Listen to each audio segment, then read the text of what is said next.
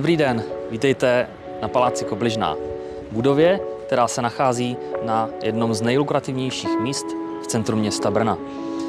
V této budově se aktuálně nabízí obchodní prostor k pronájmu o velikosti necelých 400 metrů. Při vstupu služebním vchodem procházíme do části, která byla dříve využívaná jako back office, s malou oddělenou kanceláří, která může být využita jako jednací místnost.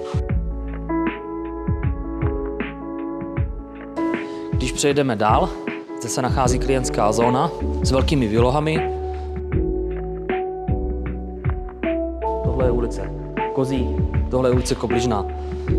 Přímo asi 50 metrů od nás se nachází náměstí Svobody. V rohové části komerčních prostor se nachází vchod pro veřejnost. Místo je velmi frekventované, protože se nachází na spojnici mezi hlavním tramvajovým uzlem na ulici České a hlavním vlakovým nádražím na druhé straně. Můžete zde mít v podstatě cokoliv kromě gastra. Showroom, prodejnu, kanceláře. Na všechny tyto typy podnikání jsou prostory skolaudovatelné. K obchodním prostorům patří i 3 parkovací místa, které se nachází v garáži pod námi. V zadní části obchodních prostor se nachází další oddělené kanceláře, které můžou být využity pro management, případně jako jednací místnosti pro klienty.